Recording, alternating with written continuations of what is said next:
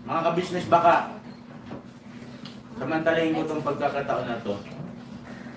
Kung po pwede po sana, lalambing ako sa inyo. Supportahan niyo po yung Anime Reactors TV. Solid ka business po yan. Tapos ano po kasi siya, bedridden na po, mga ka-business. So sa pamamagitan ng pagbablog, awa ng Diyos nga, na-monetize na siya. Nagkakaroon siya ng kaunting revenue. Kaya maliliit lang kasi yung views niya. Baka pwede po suportahan natin si Anime Reactors TV. Yan. Pero bedridden na po siya. Kaya mapapansin nyo yung at least na mukha niya, pinapakita niya. Cartoon character. Suportahan po natin yan, Anime Reactors TV.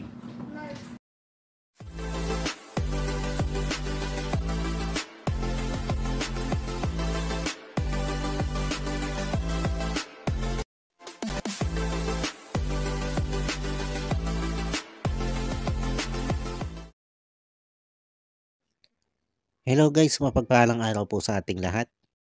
Narito pong muli ang inyong lingkod, Anime Reactors TV. At sa mga hindi pa po nakaka-subscribe dyan sa aking munting channel, ay baka pwede naman pong makipindot na po na subscribe button.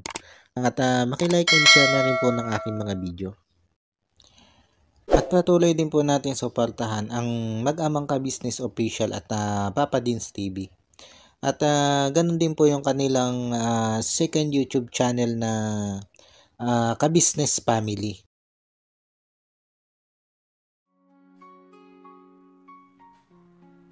Yung panibagong araw, panibagong reaction ulit po tayo mga ka-business, mga kapapi. At for today's video po ay gawin po natin ng reaction itong bagong namumuong love team dito sa Ka-Business Official. At ito nga po ay ang tambalang Raisa May at Kenneth. Pero bago po yan mga ka-business, mga kapapi, ay gusto ko lang pong i-congratulate muna ito si Kenneth bilang bagong membro ng Ka-Business Family. At dito nga po sa vlog ni Ka-Business ay ina-announce niya dito na itong si Kenneth nga daw po ay ibinibilang na niya bilang bagong membro ng Ka-Business Family. Ayon nga po dito kay Ka-Business ay nakitaan nila itong si Kenneth ng magandang performance. Kaya naman nagdesisyon siya na ibilang na ito si Kenneth bilang bagong membro nga po ng Ka-Business Family. Ito si Kenneth mga ka-business, mga kapapi, para po doon sa mga bago pa lang sa akin channel. Ito po ay membro ng kasag nito si Papa Dins. At sa mga membro ng kasag nito si Papa Dins ay pangalawa pa lang ito si Kenneth sa napapabilang sa membro ng Ka-Business Family. At ang una nga po sa membro ng kasag na napabilang dito sa Ka-Business Family ay ito si Cyclops. At congratulations din dito kay Cyclops.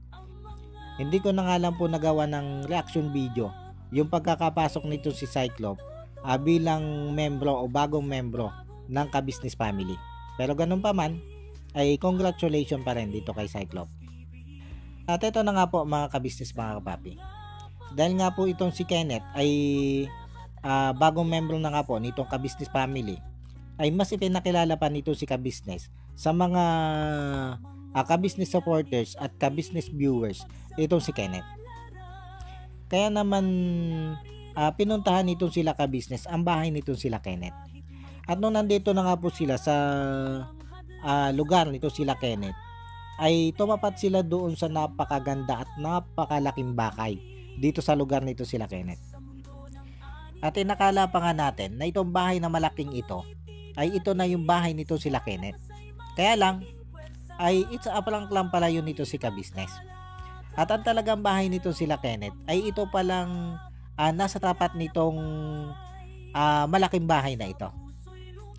At nung ituro nga po nito si Kenneth kung nasan yung kanilang bahay, ay pinapasok na rin niya dito itong sila Ka-Business. At dito ay nakita natin kung ano yung kalagayan ng pamumuhay nitong sila Kenneth. At ayon dito kay Kenneth, ang kanyang ama daw ay isang security guard. At ang kanyang ina naman ay gumagawa daw ng mga paper bag. At tatlo nga daw po silang magkakapatid. At itong bahay daw po nilang ito ay parang sarili na nila. Kasi hinuhulugan daw po nila ito. Kaya para sa akin mga ka-business, mga kapapi, medyo okay naman ang kalagayan nito sila Kenneth. Kumpara doon sa mga kababayan natin na walang sariling tirahan at walang mga trabaho ang mga magulang. Pero syempre, masasabi pa rin natin na nakahanay pa rin sila doon sa mahirap na pamilya o doon sa pamilya na hindi nakakaangat sa buhay. Kasi bagamat hindi nga po sila umuupa ng bahay, pero hinuhulugan pa rin nila itong bahay na ito. At kahit may mga trabaho yung kanyang mga magulang, ay masasabi pa rin natin na kinakailangan pa rin itong si Kenneth na maghanap buhay. Kaya para sa akin, ay napakalaking oportunidad pa rin para dito kay Kenneth. Itong ibinigay sa kanyang ito ni Kabisnes. Kasi alam naman nating lahat mga kabisnes mga kapapi, na napakaswerte mo na pag napabilang ka dito sa Kabisnes family. Bagamat hindi pa siya kalibel ng mga kagwang, pero masasabi nating napakaganda ng oportunidad ang makapasok siya dito sa Kabisnes family. Kasi pag nandito ka na sa Kabisnes family, ay napakarami ng magagandang oportunidad ang pwedeng dumating sa'yo. Basta wag lang lalaki yung ulo mo. At wag ka din lang gagaya doon sa mga taong gumamit lang dito kay Kabisnes para sumikat. Kasi yung mga ganon, hanggang sa una lang yan sikat. Hanggang sa una lang yan kilala. Pero pagdating ng araw, utay-utay ding malalaos siya mga yan. Utay-utay din niyang iiwan ng mga viewers nila na akala nga nila ay pumanig na sa kanila. At syempre napakasama ding isipin, di ba? Na sumikat ka lang nang dahil sa panggagamit mo sa Kabisnes family. Kaya dito kay Kenneth at kay Cyclop, sana hanggang sa huli, sana nga hanggang dulo ay mapanindigan nyo yung loyalty nyo dito kay Kabisnes. At ito nga po mga kabisnes mga papi, dumako naman po tayo dito sa bagong namumuong love team nga po dito sa Kabisnes Official. At matapos nga pong kilalanin itong sila Kabisnes itong si Kenneth, ay nagpasya na nga po silang umuwi. At nung lumabas sila ng bahay nitong sila Kenneth, ay nakita nila itong isang magandang dalaga na chinita na banana cue vendors nga po. At dahil nga po ito sila Kabisnes, ay alam naman po natin na mababa ang loob nito pagdating dito sa mga kababayan nating vendors. Kaya naman kagad po nilang binira itong magandang dalagang banana cue vendor nga po na ito si Raisa May. At habang ina-interview nga po ito nila Kabisnes, ay naitokso nila ito dito kay Kenneth. At ang kagandahan naman po dito kay Raisa May, ay game na game ito dito sa pakikipagbiruan dito kay Kabisnes. At sinakyan nga lang po niya ng sinakyan yung mga pagbibiro nito sila Kabisnes patungkol dito kay Kenneth. At dito sa ginawa nga pong panunukso nito sila Kabisnes dito kay Raisa May at kay Kenneth, ay marami ang mga viewers ni Kabisnes na talaga namang kinilig dito sa tambalang Kenneth at Raisa May. At may mga humiling pa nga po dito nang sana nga daw po ay magkaroon ito ng part 2 at part 3. At syempre dahil nga po sa mahal nitong si Kabisnes ang kanyang mga viewers, kaya naman gumawa agad itong si Kabisnes ng part 2 ng tambalang Raisa May at Kenneth. At bukod nga po dito sa part 2 ay asahan na po natin na may mga susunod pang part itong love team nitong si Kenneth at nitong si Raisa May. Asahan na po natin yan. Kaya ito po yung bago nating aabangan dito kay Kabisnes. Ang mga susunod pang part nitong love team nga po o nitong bagong love team ng Kabisnes Official. Ang tambalan nga pong Raisa May at Kenneth. Paano po hanggang dito na lang muna ulit po mga kabisnes mga kapapi. At sana po nagustuhan nyo po itong aking reaction video ito.